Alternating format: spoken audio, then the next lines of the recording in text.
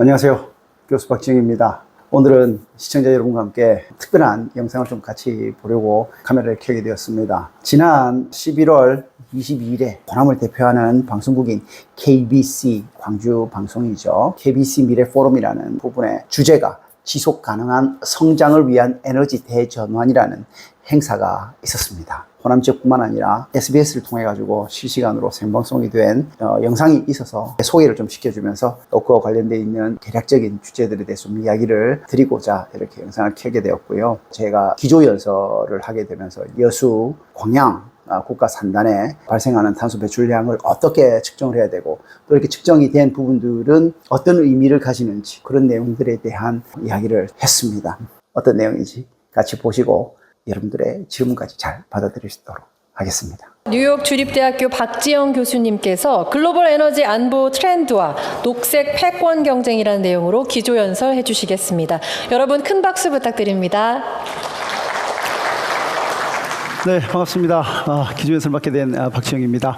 제가 발표하고 싶었던 많은 내용들을 우리 김상엽 참소님께서 이미 말씀을 많이 하셔가지고요. 제가 최대한 짧게 내용을 줄이면서 내용을 전개해 보도록 하겠습니다. 자, 먼저 오늘 그 내용은 간단하게 먼저 말씀을 좀 드려보면은 오늘 제 주제가 글로벌 에너지 안보 트렌드와 녹색 패권 경쟁에 관한 부분입니다. 이 부분을 맞추기 위해서 일단 우리 한국 경제가 과연 2025년에 어떻게 될 것인가 이런 부분에 대해서 간단히 좀 살펴보고요. 그에 맞춰가지고 미대선, 이제 얼마 전에 끝난 미대선을 통해서 이미 김 사무총장님께서 말씀하신 부분들을 좀 간략하게 요약해보고 그와 관련되어 있는 부분들 저는 좀 데이터를 가지고 우리가 지금 현재 광양시하고 여수시가 어떻게 되고 있는지 특히 수출액 부분에 좀 맞춰서 이 수출액에 따른 탄소 배출량이 어떤 식으로 누가 부담을 가지고 가고 있는지 또 우리가 탄소 배출량이라는 걸 살펴본다 그러면은 이게 직접 배출량만 봐야 되는 건지 등등에 대한 부분들을 좀 보면서 미국의 뉴욕주의 뉴욕시 사례 그리고 우리나라의 탄소 배출량 계산과 관련되어 있는 사례들을 좀 살펴보면서 최종적으로 좀 결론을 맺어 보도록 하겠습니다.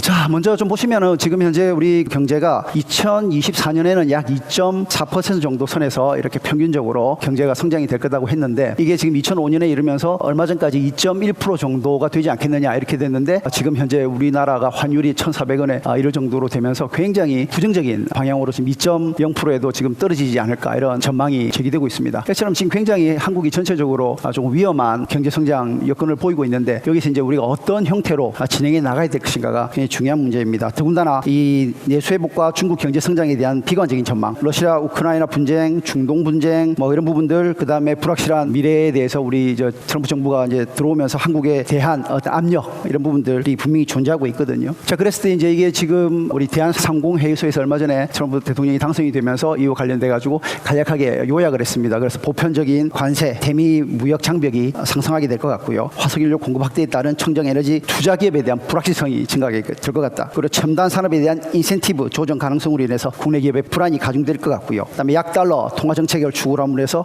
우리나라의 순수출 역시 어떤 문제가 생기지 않을까. 또 북미 정상 중심의 개인 외교로 남북 관계에 대한 예측 불확실성이 또 증가하고 있습니다. 다만 이런 외교적인 문제는 이 동전의 양면과 같지 않습니까? 그래서 우리나라가 가장 유리한 방향으로 이런 부분들을 전개할 수 있는 지혜가 필요하지 않겠느냐. 특히나 이제 우리 김 사무총장님께서 말씀하셨듯이 이런 에너지 규제 완화와 화석연료의 확대, 그다음에 IRA 세 공제 혜택 축소 등이 우려되고 있는 부분은 사실입니다. 그럼에도 불구하고 우리나라가 지금 현재 한국 에너지 EPC 설계, 구매, 시공 등에 대한 플랜트 기업들이 사업에 대한 참여 확대가 예상되고 또한 이런 부분들에 있어서 미국의 브릿지 에너지 운반선 수주 등이 기대되는 측면에서 앞으로 조금 더 가능성이 있는 부분들도 여지가 여전히 있다. 근데 어떤 식으로 이제 전략을 세워야 될 거냐의 문제는 또 다른 부분이 있을 것 같습니다. 그러니까 이러한 국제 환경이 이미 많이 이야기가 됐기 때문에 이걸 좀 넘어서서 이런 지금 현재 EU에서 시행되고 있는 소위 탄소 국경세에 대한 CBAM과 그 다음에 미국도 지금 이런 부분들이 진행이 되려고 하는데 이러한 부분에 대해서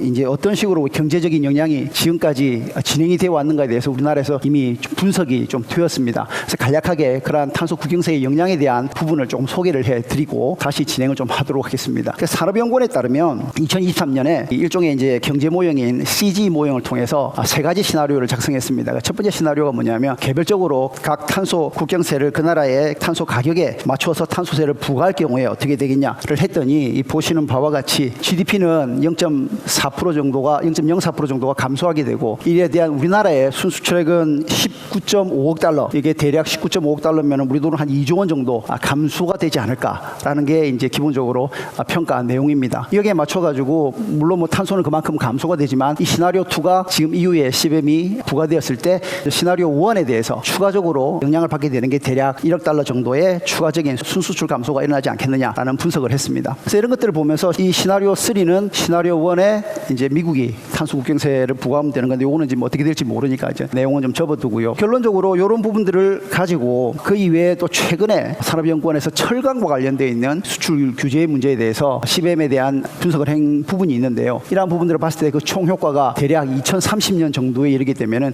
10% 정도로 감소가 될 것 같다라는 결과를 발표를 하였습니다. 다만 이제 이 부분들은 CG 모델을 2012년 모델을 기준으로 만들었기 때문에 좀 오래된 데이터를 가지고 만들었고 그러다 보니까 여기에 대한 정확성 이런 문제들은 조금 논란의 여지가 있지만 어쨌든 우리나라에서 일어난 최초의 연구들이라는 측면에서는 의미가 있겠다고 말씀을 드릴 수 있겠습니다. 그래서 제가 이런 부분들을 가지고 연구를 같이 하는 우리 팀들하고 이야기를 좀 해보면서 그러면 우리가 전남 지역의 수출 부분과 그 다음에 탄소 배출량 부분이 어떻게 되고 있는지 한번 살펴보자 이렇게 해서 데이터를 조금 살펴봤습니다. 그래서 전남 지역의 그 최신 산업별 온실가스 배출량에 대한 흐름도를 좀 살펴봤고요. 좀 살펴보시면은 우리 지금 이제 전남 같은 경우에 여수와 광양이 있고 여수 같은 경우에는 에너지 산업 부분 특히 이제 석유 정제를 포함하는 에너지 산업과 그다음에 화학 제품 제조 및 화학 산업 공정을 포함하는 제조 건설 부분이 있는데 이 둘에 대해서 발생하는 탄소 배출량 추이를 직접 배출량으로만 계산을 했을 때 대략 3,500만 톤 이상을 지금 합치면 가고 있고요. 광양시 같은 경우에는 철강업을 중심으로 해서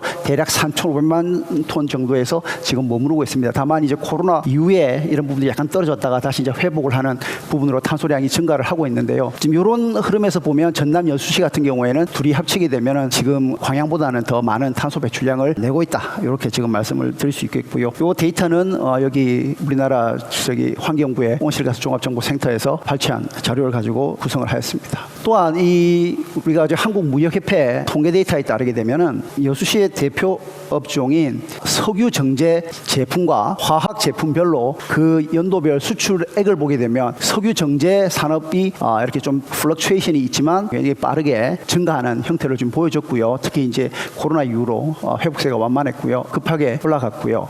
화학 제품 같은 경우에는 여전히 지금 이런 추세를 보여주고 있습니다. 그리고 광양시 같은 경우에 그 철강업의 수출액은 급격하게 증가를 했는데요. 제가 최근에 좀 들은 바로는 또 이게 굉장히 지금 하락되었다라는 건데 실제 이제 데이터는 이거를 보여주고 있습니다. 근데 이 데이터를 가지고 저희들이 그러면 이 수출액이 도대체 우리나라에 미치는 탄소 배출량은 어떻게 될 것인가? 이걸 좀 분석을 해보았습니다. 그래서 이 인풋 자료를 가지고 실제 2023년 데이터에 기반해서 저희들이 2023년 EEIO라는 모형을 구축을 해서 이 모형을 통해서 도대체 얼마 정도로 우리나라에 미치는가를 33개 산업으로 분류를 해서 17개 지역에다가 뿌리는 작업을 해보았습니다. 그랬더니 석탄 및 석유 제품의 수출액 기반으로 갔을 때 전국적으로는 266만 톤에 해당하는 부분이 있었고요. 화학제품 수출액 같은 경우에는 374만 톤 정도 배출이 되고요. 그 다음에 철강 제품 같은 경우에는 이에 한 10배 정도가 되는 3천만 톤 이상이 수출액 기반으로 현재 우리나라에 배출이 되고 있고요. 이걸 지역별로 좀 봤더니 당연히 이제 지금 위치한 부분이 전남이기 때문에 전남이 가장 많이 차지하지만 그 다음이 인천이 가장 많은 영향을 받게 되는 부분으로 알 수가 있었습니다. 그래서 우리가 이 내용을 가지고 개별적으로 탑 5에 해당하는 산업이 무엇이냐를 분석해 보니까 그 영향받는 분석이 전력 및 가스, 화학제품, 1차 금속 산업, 운송 서비스 등등이 있었고요. 그 이외에 다른 또 산업들도 철강 산업에 따라 가지고 영향을 받는 것들을 분석할 수 있었습니다. 이와 관련되어 있는 기본적인 자료들은 요청하시면 제가 원자료를 그대로 해서 결과물들을 드릴 수 있도록 하겠습니다. 마찬가지로 이거는 여수시의 석유 정제 산업에 대해서 분석을 한 내용이고요. 동일한 형태의 결과물로 이해를 하실 수가 있겠습니다. 중요한 부분은 이건 철강업입니다. 부분입니다. 중요한 부분은 이 내용이 어떤 결과를 가지냐면 현재 철강 수출액이 전남도에서 발생하는 탄소 배출량이 약 2,800만 톤으로 나타나면서 광양시의 철강을 포함하는 제조업 및 공정산업의 탄소 배출량이 3,500만 톤으로 아까 보았습니다. 근데 이 부분이 상당 부분 수출과 관련이 되어 있다. 그러나 화학제품 여수시에서 발생하고 있는 탄소 배출량은 국내에 더 영향을 미치는 걸로 지금 나타났다는 거죠. 그럼 우리가 여기서 주목해야 될 거는 광양이나 여수에서 발생하는 이 탄소 수출로 인해서 발생하는 탄소 배출량을 누가 가져갈 것이냐. 왜 우리 광양과 여수가 이러한 부분들에 대해서 탄소 배출량에 대한 귀책 사유를 가져갈 것이냐. 다시 말해서 인베드된 탄소 배출량을 정확하게 추적을 해서 이에 대한 국내에서의 탄소 거래가 이루어질 수 있는 그런 기반이 필요하다는 게 중요한 함의점이 되겠습니다. 이를 바탕으로 제가 그 뉴욕주의 그 사례와 그다음 우리나라 탄소 배출량을 제대로 측정할 수 있는 특히 기업이 요구하는 탄소 배출량 산정과 관련되어 있는 사례들을 한번 소개를 좀 해보도록 하겠습니다. 이 브루클린의 그 뉴욕주의 뉴욕시티 잘 아시는 뉴욕시티가 있고요. 뉴욕시티에 이 브루클린 에어리아가 있고 여기에 이제 네이비가 있었는데 이 네이비 야드를 뭐 원체 거기가 땅값이 비싸고 하니까 이 부분들을 바꿨습니다. 그래서 이 부분들을 미 해군 조선 시설을 바꾸면서 여기에 재생에너지 기술 사업을 중심으로 새롭게 조성을 했고요. 여기에서 좀 중요한 부분이 이 오프쇼어 윈드 프로젝트가 여기서 일어나고 있습니다. 그래서 여기서 이 오프쇼어 윈드 프로젝트가 아마 지금 광양시에서 지금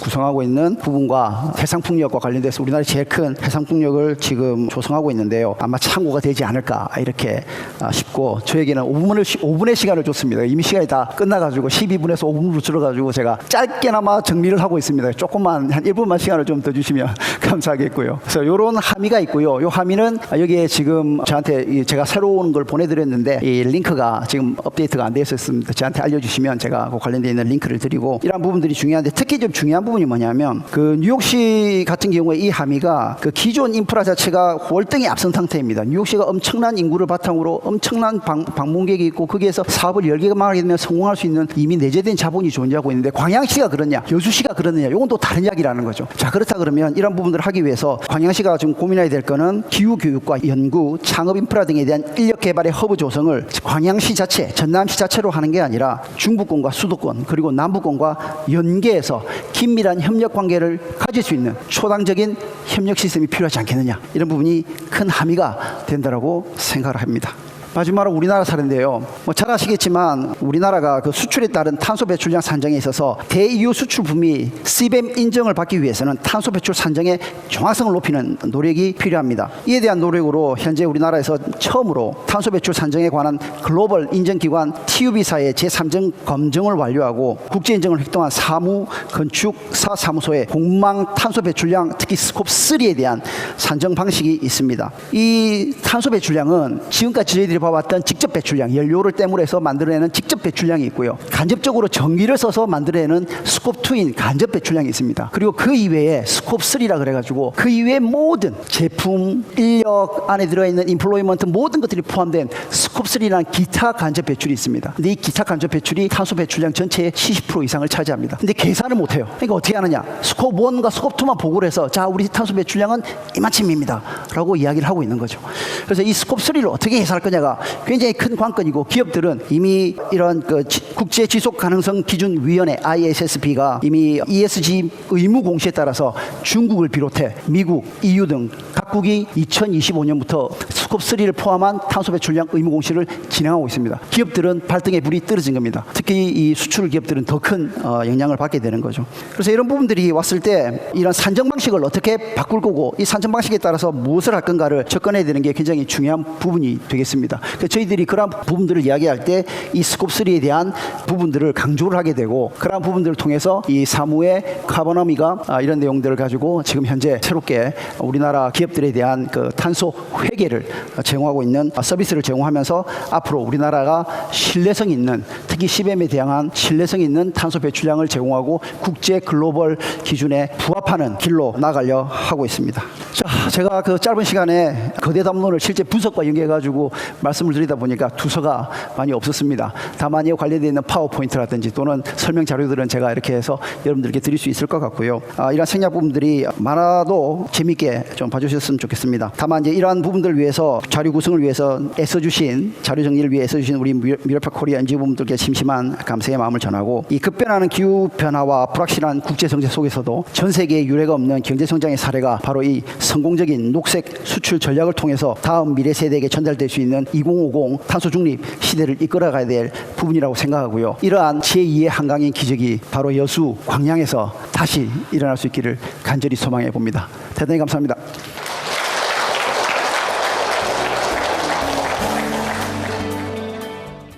네, 여러분.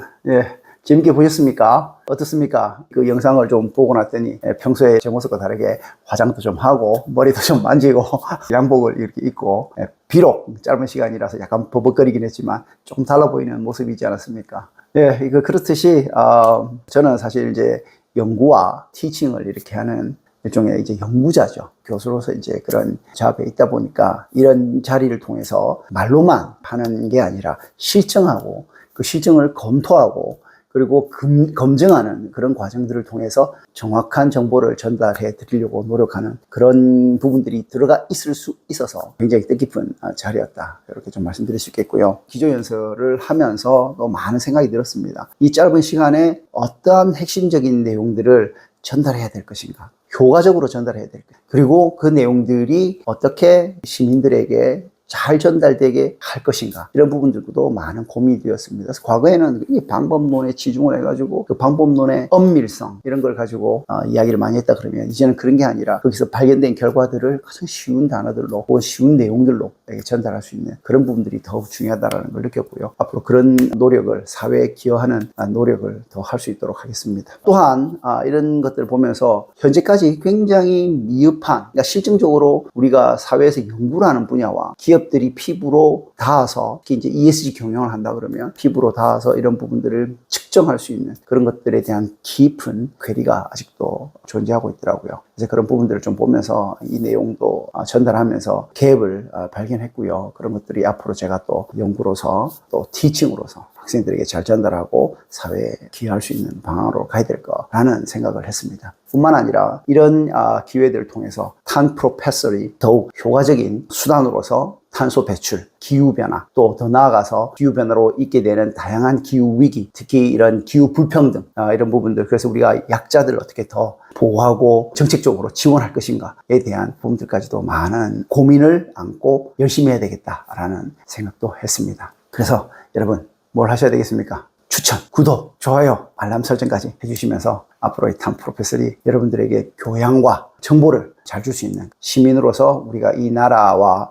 그다음에 전 세계의 그 미래가 어떻게 될지, 그리고 우리 후손들에게 무엇을 전해줄 수 있을지를 같이 한번 고민해 본다 그러면 좋은 영상을 만드는데 제가 많은 힘이 될 거라고 믿어 의심치 않습니다. 서두에도 말씀을 드렸습니다만 질의라든지 또는 뭐 필요한 사항이 있다 그러면은 댓글로 남겨주시면 제가 성심성의껏 답변을 드리고 또 도와드릴 수 있도록 노력을 하겠습니다.